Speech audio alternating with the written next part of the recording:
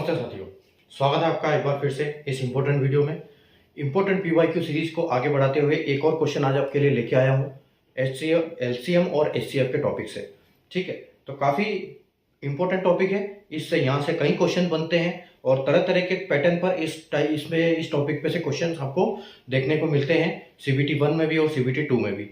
ठीक है, तो ये जो क्वेश्चन आप देख रहे हो पिछले साल के CBT 2 में आया था, जो 13 अक्टूबर को कंडक्ट हुई थी।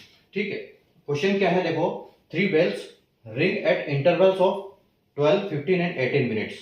If they rang together at 10 am, when will the ring together again? ठीक है, तीन घंटियां 12, 15 और 18 मिनट के अंतराल पर बजती है।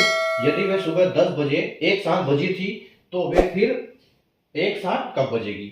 ठीक है, तो क्वेश्चन आपको देख के समझ में आना चाहिए कि ये क्वेश्चन किस टॉपिक का है, जिससे आप पता लगा पाओ कि इसको हम कैसे सॉल्व करेंगे।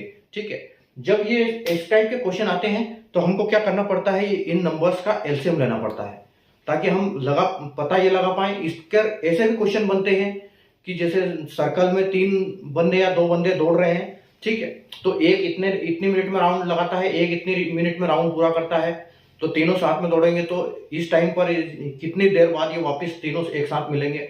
तो उस टाइप के भी जो क्वेश्चन होते हैं वो एलसीएम और एचसीएफ के होते हैं। ठीक है, तो आप ये देखो यहां पर हमको एलसीएम लेना पड़ेगा इसका। ठीक है, आइए हम क्वेश्चन को सॉल्व करते हैं।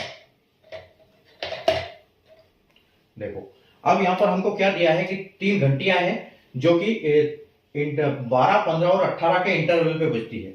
ठीक है, तो आपको यहां पर देखो 12 और 15 और 18 इनका क्या लेना पड़ेगा, आपको एलसीएम ले लो। ठीक है, अब एलसीएम लेने का तरीका देखो, आप हमने बेसिक में सीखा है, स्कूल में जो हमने बेसिक सीखा है वो एक अलग तरीका है। मैं आपको एक थोड़ा सा शॉर्टकट तरीका बताता हूं कि हम कैसे निकाल सकते हैं। मैं दोनों तरीके आपको बता देता हूं। ठीक है, अगर स्कूल वाला तरीका हम देखें तो स्कूल वाला तरीका आपको जैसे पता है कि एलसीएम निकालने के लिए 12, 15 और 18। ठीक है, और हमको यहाँ पर प्रैक्टिस जितनी करेंगे उतना हमको समझ में आएगा। ये नंबर को देख के हमको पता लग जाना चाहिए कि ये एलसीएम ये है, तब क्या कि कॉम्पिटिटिव एग्जाम में टाइमिंग का मतलब होता है। तो ये जो क्वेश्चन अगर हम इसमें देख लें कि हाँ टाइम नंबर देख के हम पता लगा पाए, अगर मुझे ऐसा इनको देख के लगता है कि हाँ ये 180 इसका एलसीएम आएगा। ठीक है, लेकिन ये नंबर देख के पता लग जाए तो सबसे अच्छी बात है। ठीक है, अगर हम इसकी बात करें तो देखो, अगर हम ये मैं बेसिक मेथड बता रहा हूँ आपको, स्कूल वाला मेथड। ठीक है, तो इसमें क्या प्राइम फैक्टर से स्टार्ट करते हैं हम। सबसे पहले देखो हम 2 से स्टार्ट अगर करेंगे तो ये 2 6 बार जाएगा और ये नहीं जाएगा, जो नहीं जा रहा है उसको ऐसे कैसे उतारते रहो, उसके बाद 9 आ जाएगा। ठीक है, उसके बाद एक बार और इसको 2 से करोगे तो ये 3 आ जाएगा और ये फिर ये भी नहीं जाएगा और ये भी नहीं जाएगा। ठीक है, अब यहाँ पर 2 का काम खत्म हो गया। उसके बाद अब 3 का काम ले लो, तो 3 ये 1 बार जाएगा, ये 5 बार जाएगा और ये 3 बार जाएगा। उसके बाद 1 बार और 3 ले लो, तो ये तो हो गया, ये 1 बार हो गया और ये 5 बार हो गया। अब 5 बार 5 से ले लो, तो यहाँ पर ये भी आपका 1 बार हो गया। बस अब ये जो नंबर आ रहे हैं बस इनका मल्टीप्लाई कर दो, आपका वही एलसीएम होगा। ठीक है, तो 2 दूनी 4, 4 तिया 12, 12 तिया 36 और 36 पंजे 180। ठीक है, तो यानी कि आपका जो एलसीएम आएगा वो एक 180 एलसीएम आएगा। अब देखो मैं आपको, ये तो हो गया स्कूल का मेथड। ठीक है, ये तो स्कूल का मेथड हो गया, स्कूल में हमने सीखा था लॉग मेथड। ठीक है, अब मैं आपको एक शॉर्टकट तरीका बताता हूं कि देखो ये 12 का जो आप 12 के फैक्टर देखो, तो 12 के फैक्टर क्या हो गया, 3 इंटू 2 इंटू 2। ठीक है, पूरे प्राइम फैक्टर में आपको इसको काट दो। ठीक है, उसके बाद अगर 5 का देखा जाए तो क्या है, 3 इंटू 5। ठीक है, उसके बाद देखो 18 का क्या है, 3 इंटू 3 इंटू 2। ठीक है, यानी 3 दूना 6, 6 दूनी 12, 3 पंजे 15 और 3 तिया 9 और 9 दूनी 18। ठीक है, ये हमने इनको पूरा प्राइम फैक्टर में तोड़ दिए। ठीक है, अब देखो 3 इसमें भी है और 3 इसमें भी है, 3 इसमें भी है, तो इसके लिए हमको एक 3 ले लो। ठीक है, अब यहाँ पर देखो इसको 2 भी है और यहाँ पर भी 2 है।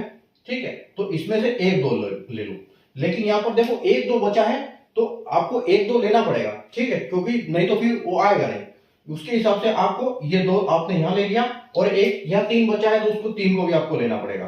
ठीक है, तो ये आपने 3 भी ले लिया और एक आखिरी में 5 बचा तो ये ले लो। तो देखो ये 3 2 2 3 5, ये देखो 2 2 3 3 5, मतलब सेम फैक्टर आपको वहां से आ जाएगा। ठीक है, तो ये तो हो गया एलसीएम निकालने का बेसिक फैक्टर। ठीक है, बेसिक। अब मैं आपको बताता हूं कि इस क्वेश्चन को कैसे करना है। ठीक है, तो देखो अब 180 इसका एलसीएम आया है हमारे पास, और ये देखो 10 बजे टोटल 10 बजे बची है, तो यानी कि 180 मिनट्स के बाद दोबारा ये घंटी बजेगी। ठीक है, एक साथ बजेगी। तो 180 को डिवाइड करो आप 60 से।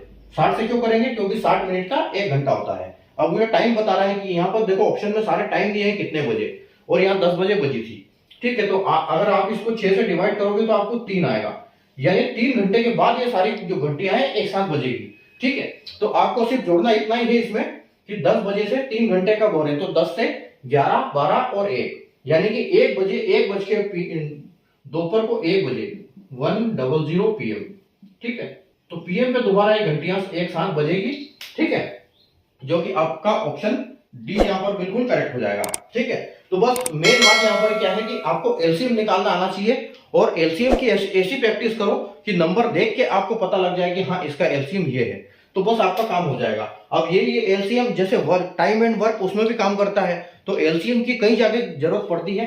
ठीक है, तो ये एक ऐसे क्वेश्चन है कि जो कि रिपीट होते हैं एग्जाम में, बार बार इनके कॉन्सेप्ट पे क्वेश्चन बनते हैं और आपको देखने को मिलते हैं हर एग्जाम के हर इसमें लगभग सारे में कुछ ना कुछ इसमें थोड़ा सा घुमा फिरा के क्वेश्चन आ जाते हैं।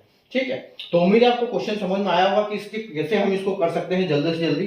बस इसमें हमको वहां पर क्लिक करना चाहिए दिमाग में कि हाँ इसमें करना क्या है। ठीक है, तो इस टाइप के जब घंटे के इंटरवल के क्वेश्चन आते हैं तो उनका एलसीएम लेना है और उनको उसी हिसाब से आपको समझना है और करना है सॉल्व। ठीक है, तो मिलते हैं अगले क्वेश्चन में नए पैटर्न के नए क्वेश्चन के साथ। तब तक के लिए गुड बाय, टेक केयर।